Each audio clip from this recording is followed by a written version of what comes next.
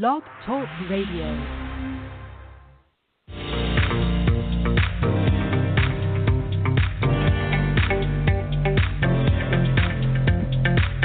Welcome to Duplicate Myself Now, the show all about outsourcing, duplication, and multiple streams of income. Today, you'll discover practical tips and easy-to-implement techniques to propel your business to new heights. This program is hosted by Renee Chubb, the industry MSI virtuoso, LinkedIn master strategist, and best-selling author. Renee has worked with thousands of entrepreneurs since 2014, published 4 books, and is a former syndicated radio show host in Columbus, Ohio. She comes highly recommended with well-renowned experts as their secret arsenal, and she's following her passion and purpose of helping business owners learn how to let go, do more, and earn more simply through real-life conversation. Thank you for joining us today, and be sure to tune in each Tuesday and Thursday at 12 p.m. Eastern. Without further ado, please welcome your host, Renee.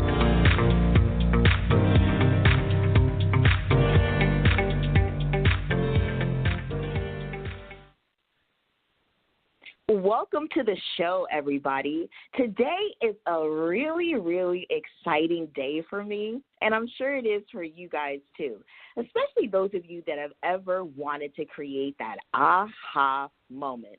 Well, ladies and gentlemen, today is that day. I am super excited to have with me today Mitchell Levi, who is the aha guy. So what better person to have on the show to help create that aha moment? Mitchell is someone who is empowering thought leaders to share their genius, and he's here today to tell us a little bit more about that. Welcome to the show, Mitchell. Hi, Renee. Good to be here. I don't think I've heard that Absolutely. pronunciation of my last name in a while. Did I say Levi? You did.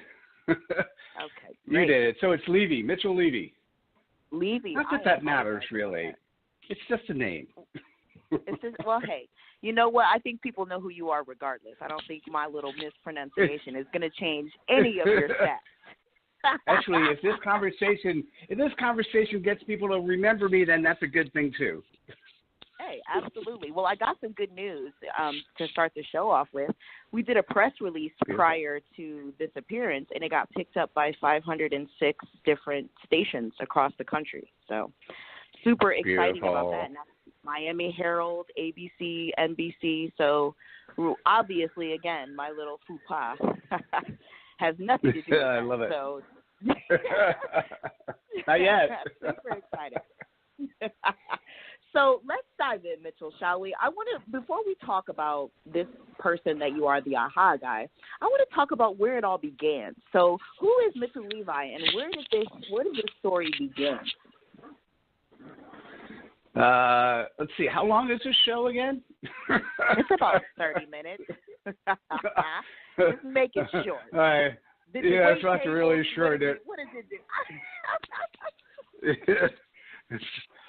Yeah, so interesting. We grew up probably below the poverty line, single mom, 3 kids, school teacher, and I think probably that message that my mom left me and left us is that we can grow up to be whoever we want and do whatever we want.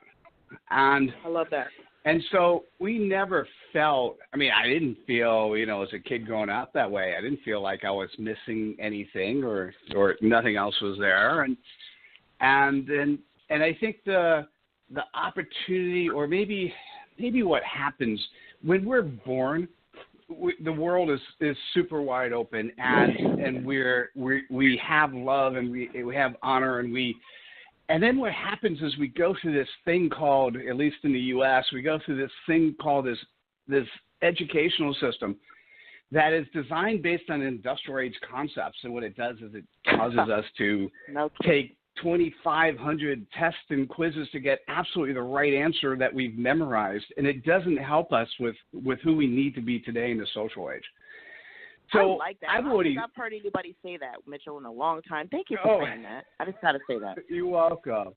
So I've kind of always lived outside of those lines. I mean, I did the standard stuff, and what's interesting is I did a TED Talk recently, and for those that are interested, you can see that at you can see that at AHAthat.pub/TED Talk. And one of the things that happened when I got out, so I went through school. I wasn't a good school in high school, but in college I kind of woke up, and so I went to college and B school, and I went to the University of Miami undergrad. I ended up representing, so I was the one token person that went on the stage to collect the diploma for the 4,000 graduating business students at University of Miami, and then went to college for William and Mary. And when I went to work, it turns out that I just got unlucky enough that my first boss was a guy. He was very strong in the command and control and slightly hedonistic, and so he was my first male mentor of who I needed to be in the business world, and so the downside with that is while I was working for other people, he stayed with me, even though I was only with him for a year. He kind of hung out with me for 13, and nice. What that didn't let me do is when I was in a corporate environment, corporate world, if my boss asked a question or if anyone asked a question, I always try to give the answer that I thought my boss wanted to hear. Yeah. And so it wasn't until I started working for myself that I think I gave myself permission to be me. And that's the thing. So who am I today? I am somebody who wants to garner trust. I am somebody who is authentic. I have integrity. I show vulnerability because it's really okay to make mistakes. I mean, obviously, you got to be cautious on where you make your mistakes. Right. So sometimes it's not okay. No doubt. You know, if you're part of the mission who's building the space shuttle, you know, or if you're if you're part of Tesla, you know, and you're putting a car on the road, so cool. there are places you can make mistakes.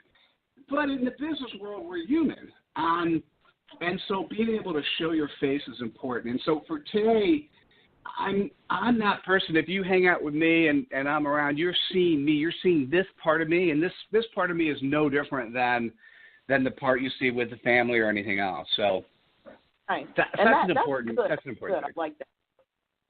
So, and I want to keep talking about this TED Talk because that's really significant. And I want to talk about, you know, how do you grow up from, you know, meager beginnings to finding your own voice, and then all of a sudden being on TED Talks. Because if you know, for my listeners, if you're not familiar, you must be living under a rock. What TED Talks is? It's a big deal. I mean, it is. It's a huge deal. And so, tell us. I want to talk about, first of all, what was the process or the criteria for getting singled out to do a TED Talk, and then I want you to talk about that topic, being seen and being heard, that you talked about during that TED Talk. So, one of the things that's interesting about the concept of a TED Talk is, and I didn't realize this until afterwards. I mean, I was thinking to myself, it's a big deal, but I hadn't realized until I was in the midst of actually preparing for it that it really is an interesting legacy piece, right? The concept of a TED Talk, it's about an idea worth spreading. And so you can't be commercial when you're there. You basically bundle in the knowledge and the thought process you have today. You step yourself into the future and you present a world. To me, this is how I thought about it. I present a world that I think we should live in tomorrow. And so when I was writing, so basically the process is there are a number of TED Talks and TEDx talks that are given throughout the year, and you find a location, and many of them have speaking proposals. And so you basically follow the forms for the speaking proposal. Okay. And the important part, so is it that simple? So yes, it's that simple with a caveat that I happened, if you take a look, go to Google Mitchell Levy, and you'll see, take a look at LinkedIn and some of the other locations. I've done some nice things throughout my life. And I will come back to that. So I just want to talk about a present in a second. So we'll come back to that. So on the TED Talk, the interesting part is they were looking for a video to accompany the TED Talk. And when you hear that, you're probably saying to yourself, oh, I don't have a good sizzle reel. I need to create a sizzle reel, and I need to make sure that I could have some great speeches so I could prepare for the next one. And what I did was something different. I didn't load up a sizzle reel to that video link. I basically sat down in front of a camera and I talked about what my talk was going to be about. And when I asked afterwards why I was selected, it was for two reasons. One, I had no commercials. You know, there was no trademark. There was nothing commercial in my talk itself. And then second is the video I gave actually spoke to the person on the other side, and they said my video was exactly what they were looking for. So this won't be true with all submission processes. And so let me, if you don't mind, since I've got it in my head, can I talk about the present, and then we'll talk about about the TED Talk. Please do. So in my career, and if we had maybe a little bit more time or a different show, I would tell you about all the presents I received. The way to think about that, though, is as humans in society, we have an opportunity to have a present every day. And what we do with that present is something that is really fascinating because most people ignore them. You know, and my favorite example, I mean, I could talk about me, but let me tell you my favorite example of a present. My son was a year and a half old, and it was Christmas time, and my parents bought him a rocking horse. It was in a big box with wrapping paper. Now, I don't know about you, if you have any of the parents that are listening, we had a darter. So what that meant is it was my wife or I constant patrol because 1 second blink your eyes and he's gone. He's somewhere else, and and at 1.5 he doesn't know boundaries. So what happened is this present was in the room, was this big box, and my son's Duncan, and Duncan saw the box and he got on top of it and just started playing on top of the box. And my wife started to move over to the box, and I just sort of put my hand on her wrist and said, hey, let's wait and watch and see how this unfolds. And my dad, Duncan's grandfather, walked over and said, hey, Duncan, that's not the present. And he started ripping the paper and said, do this.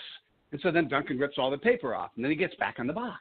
And then another minute or two goes by, and Duncan and his grandfather, says, oh, no, this is not the box. And so he actually opens the box, takes out the two pieces of the rocking horse. One goes back and forth. And fortunately, this big piece of plastic, he got that away as well. And so then what Duncan does, he gets on top of the thing that's on the base and starts playing with that.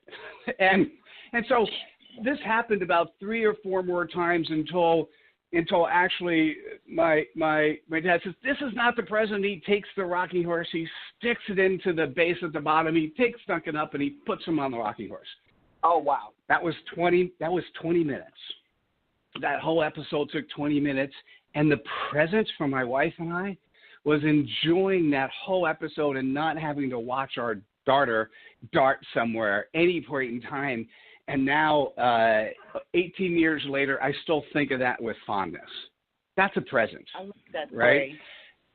And every day we have opportunities where people say things or do things where we have one last present. Jack Canfield, one of the authors of Chicken Soup of the Soul. Yes. I was watching him speak. I was talking with him, watching him speak at an event, and all of a sudden he asked the question, hey, where is this hotel? Now, we were in a hotel, and he thought the hotel he was going to was like across the street.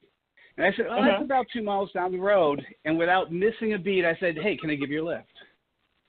Right? So now I have one-on-one time with Jack Canfield, even if it's for 5 or 10 minutes.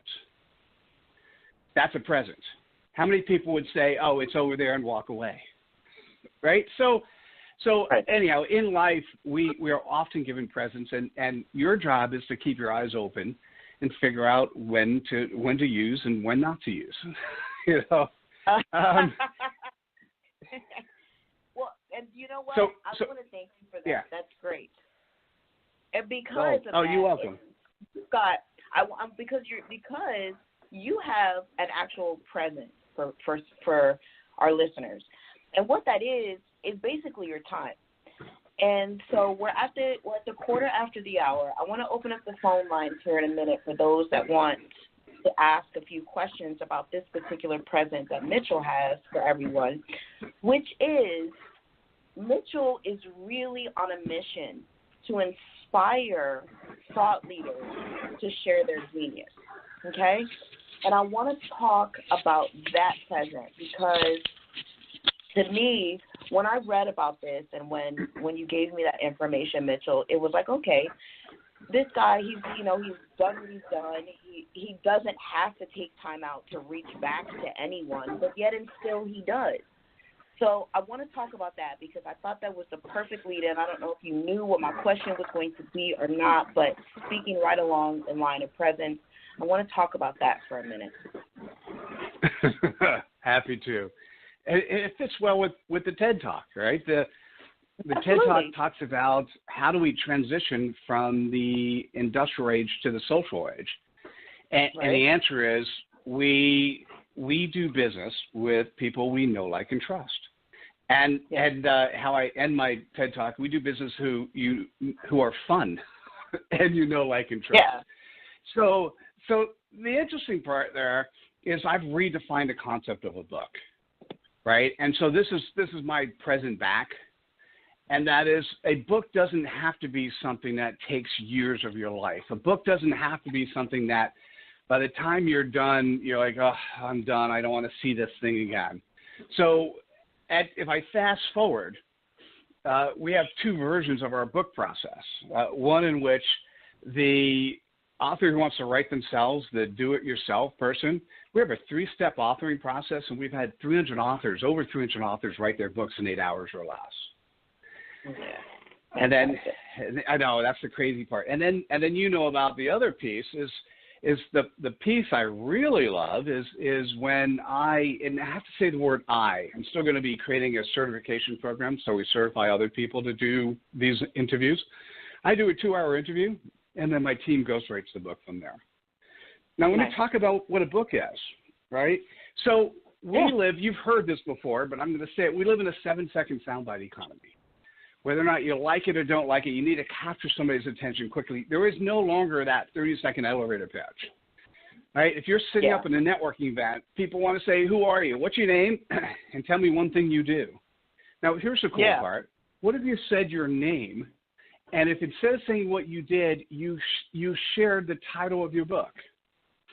Now, this is where it gets really important.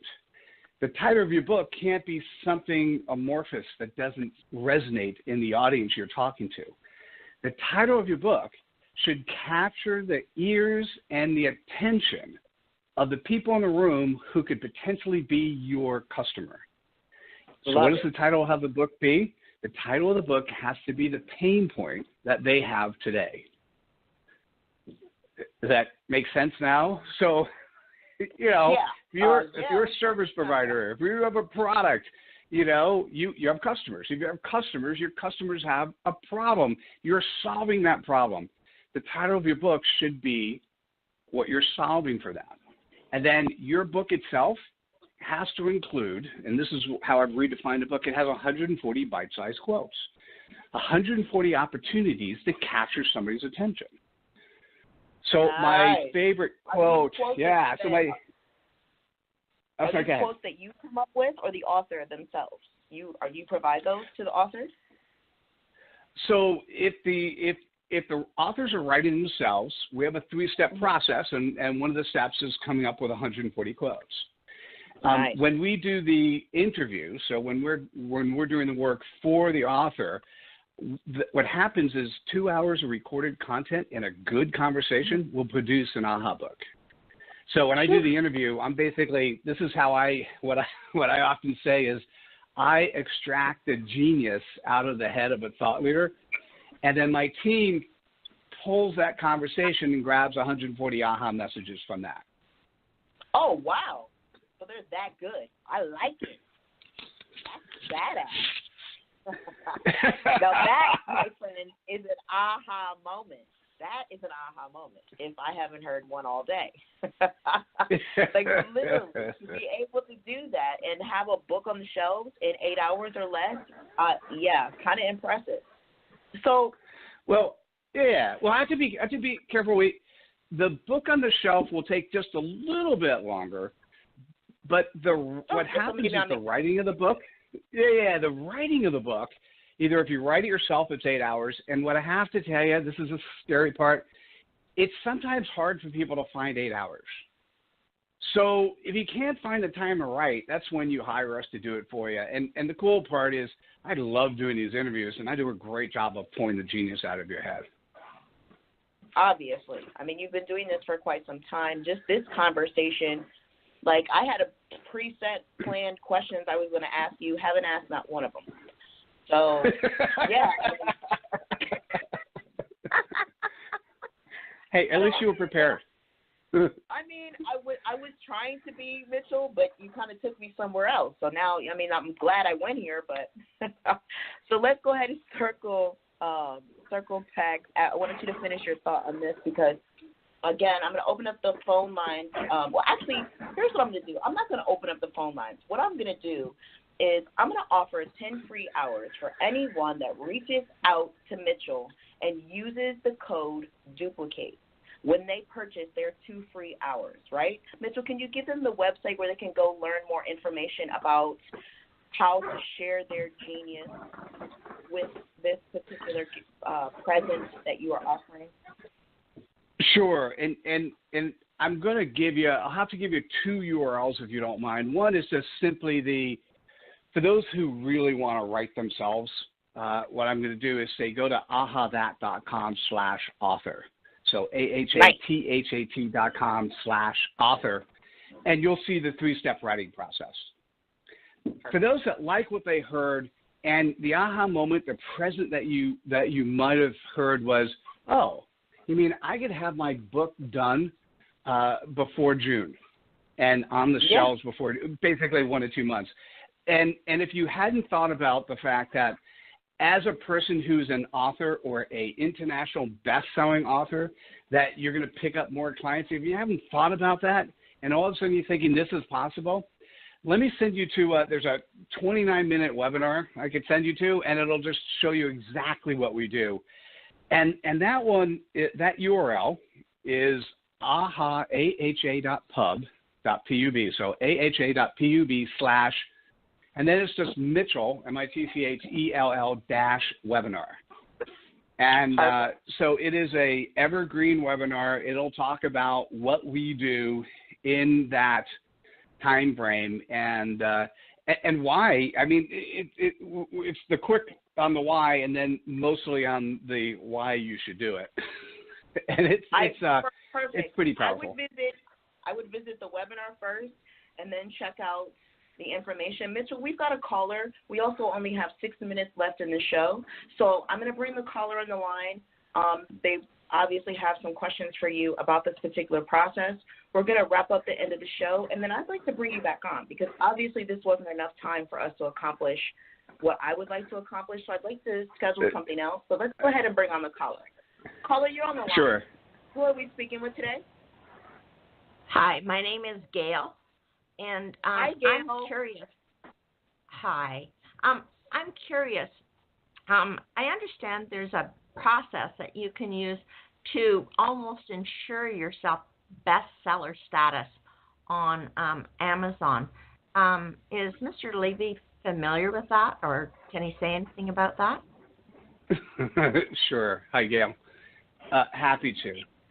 So in anything in life, when you know what the rules of the game are, you could gamify it. And so on bestseller status doesn't mean what it used to mean, and it certainly means something different. You can get bestseller status on New York Times, and there are people who could do that for you. and that price tag is between $30,000 to $50,000. So if you want to be a New York Times bestseller, you're expected to spend $30,000 to $50,000. If you want to be an Amazon bestseller, essentially what happens and what the rules are these days is that you want to have a number one ranking in one of the categories that your book is listed in.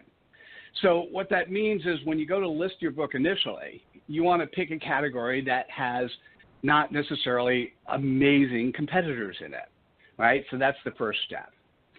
And then what happens is, and what people are doing these days, is you put your book into Amazon's Kindle program called KDP Direct. It's Kindle Direct Publishing. And by doing that, you're giving Amazon exclusivity to sell your book for 90 days. And the benefit of doing that is during 5 days during that 90-day period, you have an opportunity to offer your Kindle book for free. And the thing is, if somebody picks up your Kindle book for free, it still counts as a sale. And so what people do is they organize a day where they send out mailing lists, they have their friends send out mailing lists where you can pick up that Kindle book for free on a specific day. And, you get about 100 people or so to pick up your book, and in most cases that'll propel you to number one in one of the categories that your book is listed. Does that make sense? That's interesting. Yeah, that makes sense. I had no idea that you could get free books counted as sales. So that's very helpful. Thank you. Oh, you're absolutely welcome. I want to connect you to Mitchell. No. I just want to say this. I'd like to connect you possibly to Mitchell after the show. If you will please drop your information into the comments section of the show, I'll make sure that we get you connected with Mitchell. Okay? In the meantime, folks, we're going to wrap up this show. Mitchell, any parting words for our guests? Your job as business people, you've got brilliance, you've got capability. Your job is to be able to show the people who could really use you that you are who you are. So if nothing else, just on a daily basis, be the person that your mom told you should be. And then when you're ready, one of the best ways to show that you're a thought leader, to show you're an expert, is by writing a book. And we've just solved that problem. Do me a favor, if you don't mind, take a look at the TED Talk. I'd love more people taking a look at that. It's AHAthat.pub/TED Talk. And if you like what you see, comment on it. And look forward to interacting with you and sharing your content on social media. Thank you so much, Mitchell, for an amazing, amazing interview and for your presence for all of us here today at Duplicate Myself Now Radio. Join us My pleasure. Every Tuesday. Thank you, Mitchell. Join us every Tuesday and Thursday here at 12 p.m. Eastern Standard Time. And today, folks, if you are ready to create that aha moment, I suggest you head on over to aha.pub/Mitchell.webinar. Take a look at that information so you can be seen and be heard. Have a great rest of your day, ladies and gentlemen, and tune in on Thursday